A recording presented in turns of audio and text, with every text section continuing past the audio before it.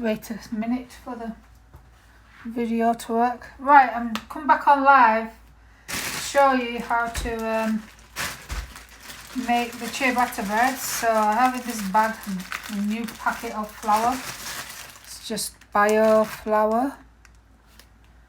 Hi Susan, nice that you came over. I wasn't sure if my live was working a couple of minutes ago, so I've had to start it again. I didn't do much, I was just getting my things ready. So I'm just getting some flour out to dust the surface. So underneath I have this wooden board. It's by Zenka, it's a German brand. So I just roll out on top of this with the silicone baking.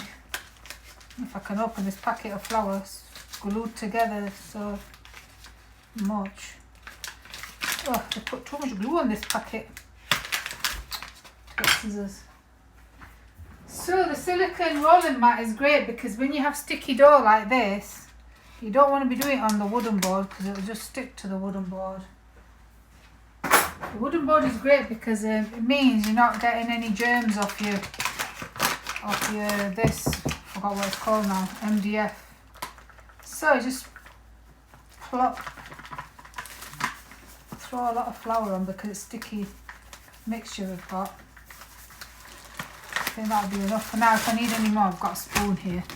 So this spoon I found is very good because this spoon has this hook on it, and what I do is I just hook it on there. So you can just hook this spoon onto the bag of flour. Oh, you can't see it. Onto the bag of flour, and it doesn't fall into the bag. And then I have this, which is called a Teigscheibner or something in German. So with this you can just spread your flour out on your surface like this. So I just spread a bit out in the middle, and then I'll show you what's happened to the dough.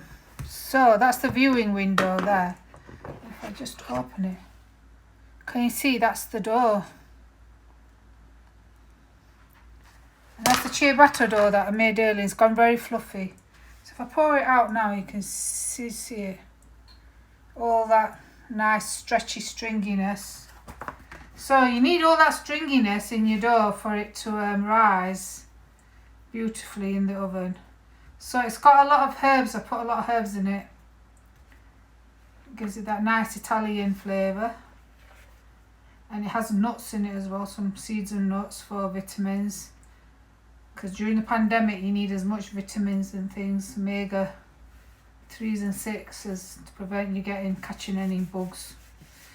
So I just use the flour on your fingers, and you can easily get the rest of the dough out.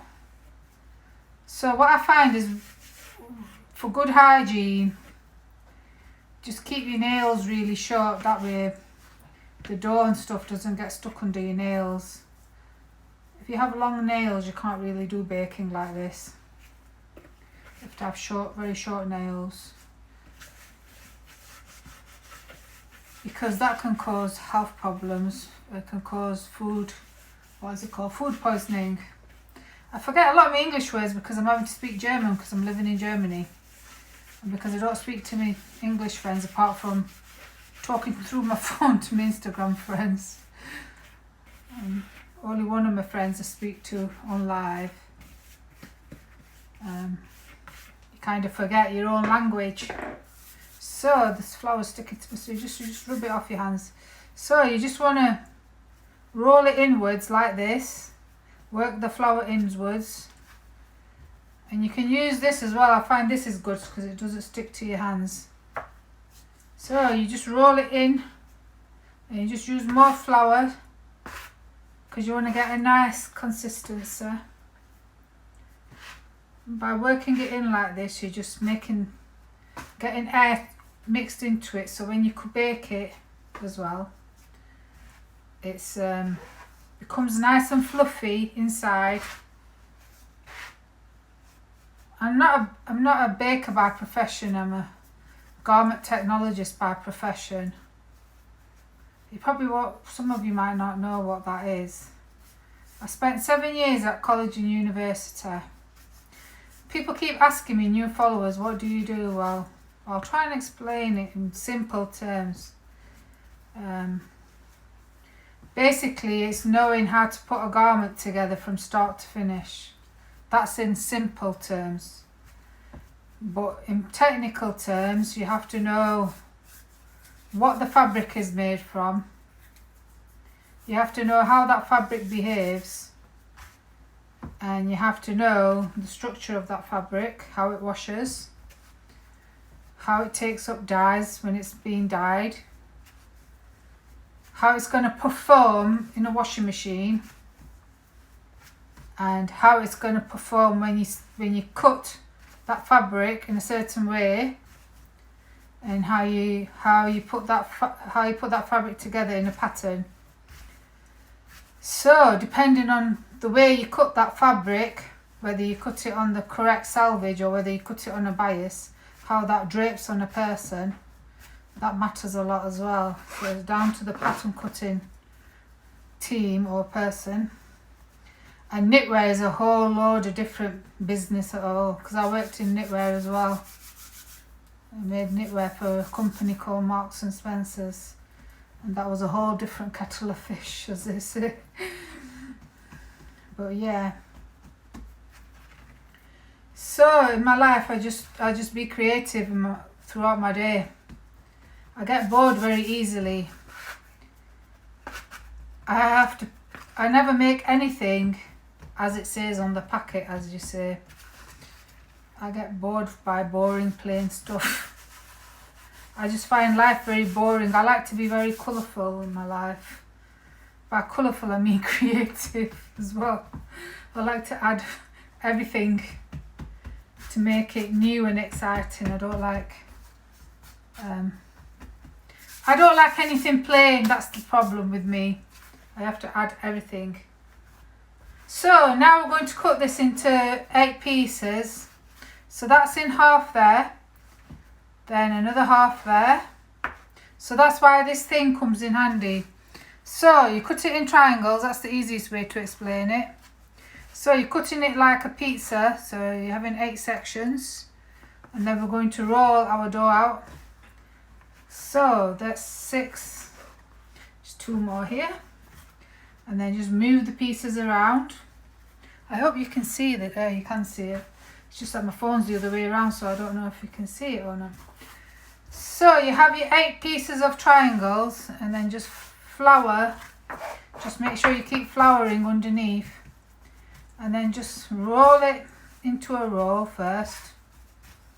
So just put a bit of air into it. Just keep getting a bit of flour underneath.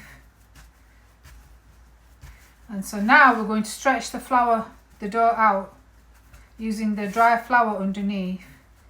And you're going to use your fingers to stretch it out slowly like this.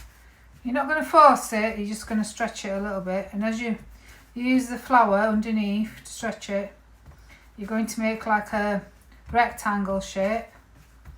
But don't squish it too much. You want like about this much kind of stretchy shape to it. So that's number 1 done. I'm going to go and get the tray. I'm going to move this over here and get the tray and then place it on the tray. So if I place the tray here, I don't know if you can see the tray or not. Let's have a look. So jiggle things about a bit. It's because I haven't got my light ring downstairs because my phone needs charging. My phone battery is very low. So if I put the tray there, you can see it. Move the wire out of the way. So that's number 1. So you put on your tray, you want it so it's got a nice shape to it. You can rearrange the shape like that. So the next one, onto the next one. So basically you want to make 8 nice rectangle shapes. You can make 4 long ones, but the thing is when you make 4 long ones, the dough becomes a little bit thick and it takes longer to cook. And by doing that, it also means that your dough might become raw inside. And this way, if you cook 8 smaller ones, it means that you can, if you don't eat them all in one go, you can also, when they've cooled down, you can freeze, put them in the freezer. Once they cool down, you can freeze half of them, 4 of them. And that way you've got fresh bread frozen and then when you want to eat it, you can just reheat it in the oven. Let me just check what temperature I've got it on. So I'm going to bake it at 200 degrees. I've not got the fan on, just on normal 200 degrees. So I'm baking this once it's ready at 200, and it'll be about, say, roughly about 30 minutes. You just keep an eye on it.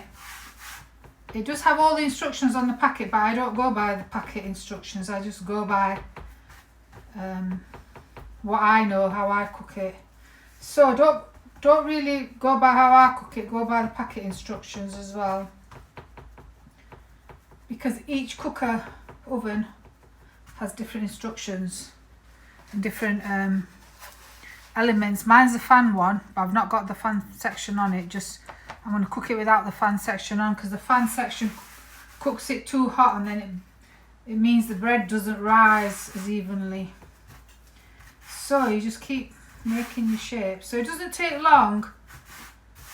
And this is why I keep saying to people, teach your kids how to do Play-Doh. Because when your kids are young, when they play with Play-Doh, they can learn how to bake when they're older. And people laugh at me when I say to them, teach your kids how to do Play-Doh. Because I used to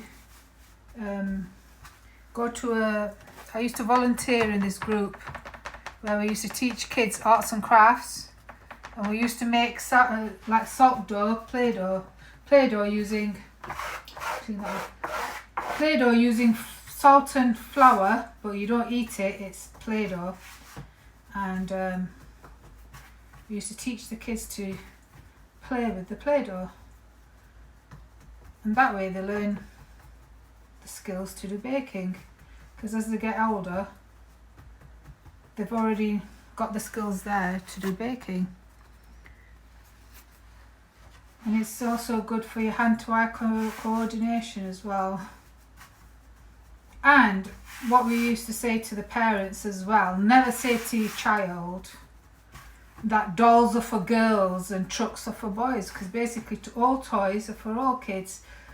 You should never say to a boy that they can't play with dolls, because they are G.I. Joe dolls, you know, the Action Man dolls and the Spider-Man dolls. So you should never say to your child or your nephew or niece or whatever, no, you should be playing with Spider-Man dolls or whatever. They're not dolls, they're all toys. You should never hinder their imagination, because you never know in the future they might become some famous designer or something. They might build the next rocket ship or something. Yeah, so you should never hinder a child's progress or, you know, imagination, because it puts their self-esteem down. It means that once you've said that to a child, they're never going to do that again. If you've said that, or even to an adult, if you said to an adult, don't do that, because everybody has their own learning skills. I've worked with people from babies up to, I think it was like 112 years old. So I've got experience of working with people of all ages. So like the older generation, they knew about World War I and World War II and things like that. So you learn a lot from those people. And then the babies are just like, they can't really say much to you. They just sit in awe at you. And then you get some children who are little child geniuses. So that's the 8 done there, and you don't need to do anything. I'm just going to wash my hands and then show you. Got all flour all over my hands. So as you can see, it doesn't take very long to roll out the dough, because you just need to work in the flour. And if you have the right tools, you don't have to have the wooden tray like me, but just make sure you have a baking mat, because the baking mat makes the big difference to ensuring your dough doesn't stick. And you can get cheaper versions of this baking mat from Kaufland and other places and things like that. So I'm just going to take my phone off charge and then show you. So that's the dough there. So then I'll just show you, this is the baking mat. So on this baking mat, it's quite interesting because it's got the measurements at the top there. It's got inches at the top for the old-fashioned people. I use centimetres. And then here it's got temperatures. I'll just clean it first. Hang on. Here it shows you the temperatures, what you can bake it at or cook it at. So it gives you Fahrenheit to centigrade. Well, I have centigrade. I don't know what Fahrenheit is. Because Fahrenheit is, I think, American. And we use centigrade in Europe. And then here it just tells you, don't use a knife on it. Don't put it in the oven. And you can use it in the fridge. But to this temperature, I think it says 40 degrees or something.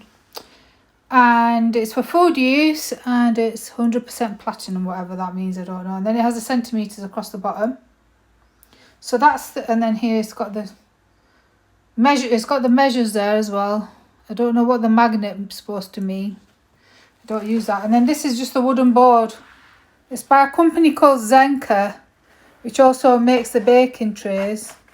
So this just stops you from, because if you work on this, because on this I use detergent, so I don't really want to be rolling out dough. But you can also use, if you have one of these, this is just a glass mat. If you have one of these are great for rolling out as well. So you don't have to have anything like that. And then this is this is by Tefal, but it's just handy just to lay the silicone mat on. So I'll show you the other pack of silicone mats that I have from Amazon. Just one second, because I just remembered it was from last time. So if I put it down, I can show you. So that's just my cupboard making a weird noise. So it's by a brand called Score Beauty. And this has 6 packs, but you don't have to buy 6 packs. I think they have smaller packs, and this is just the information on it. It's made in China. But yeah, that's the brand. You don't have to buy this brand. You can buy any brand, but I'm just showing you, that's the pack it comes in. So I still have, oops, I dropped it on the, I still have like five packets, well, 5 mats in there. And this is the mat, one of the mats that I've got on here. But you just reuse it instead of using Teflon paper. So I'm just going to put it in the oven now. So I'm just going to open the oven. I don't know if I can do it with one hand. So I'm just going to try it. So, I'll show you. So in the oven I have this pizza stone. So if I just roll it, maybe I can do it. Yeah, I can do it, look, with one hand. So in the oven I have a pizza stone. And I put foil on it, so what that does, it means the stone is hot then. I have 2, one round, one square. And you just pour it in. And I've got the oven on 200 there. And on that setting. So, just one second. So, yeah, so that's it. And if you have any questions, I'll be showing the breads once it's cooked. Probably take about 30 minutes. So after 30 minutes, I'll show you once it's finished baking. And you want that golden colour on top of the breads. What you can do halfway is just turn the breads over on the other side to make sure the bottom's evenly cooked. So you get a golden brown finish on both sides of the bread. But yeah, it's a lot cheaper to make it at home. So the bread flour, sorry if I'm shouting, I've got headphones in, maybe I should take the headphones out.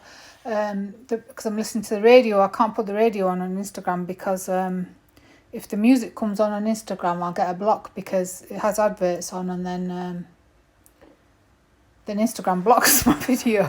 I was just listening to radio while I was on live, I'm talking to you on live.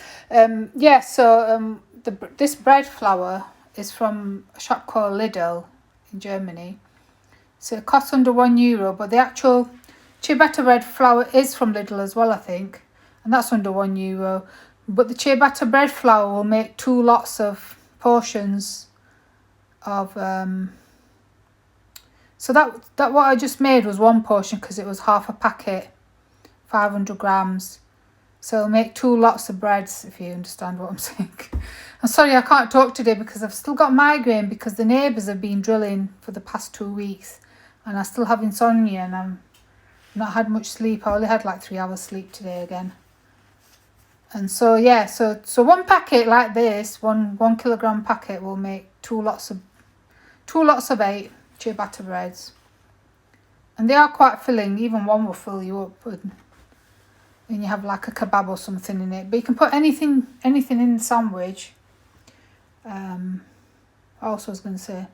So yeah, so the reason why I put herbs in it is because the white bread is quite plain and doesn't taste nice. And then if you're having a meat filling inside it, it just adds a bit of nice flavour to it. But yeah, thanks for watching, and I'll show you once I've finished baking. And what was I going to say? Totally forgot what I was going to say now. Yeah, so if you want to know about making any other breads, then just leave me a message, and then I do have an automatic bread making machine, but unfortunately, because I don't eat bread myself, because I've got celiac disease, I do make it for my family. But because of the pandemic, they've been eating shop bread because I've been doing my arts and crafts on Instagram so much, I haven't had time to use the actual bread machine. I mean, it doesn't take long to make it. It's just that the problem with the automatic bread machine is it's fine, it cooks it and everything, but then you have to get it out, let it cool, and then slice it up. So I have another machine for slicing it up. And then it's the whole process of having to clean both machines and tidy it up and everything. It's just time consuming cleaning things up. But yeah, it is handy having an automatic bread machine at home, but then if nobody's using it, it's a bit pointless. But yeah, so I'll come back in a bit when I'm sorry for rambling on and saying so much, but it's just in case if anybody wants to know how to use a automatic bread machine, you can ask me. I can show you that as well. I don't really like using it that much. I did use it a lot in the past before. Well, this is actually my second machine that I've got, because the first one, because I used it that much, the metal paddle on it went. But you can make jam in it and other things, but I don't really make jam in it. But yeah, thanks for watching and supporting me. If there's anything else, you can just write to me, and I'll see what video I can make to show you. But yeah, that Barbie video I made earlier was a bit fun.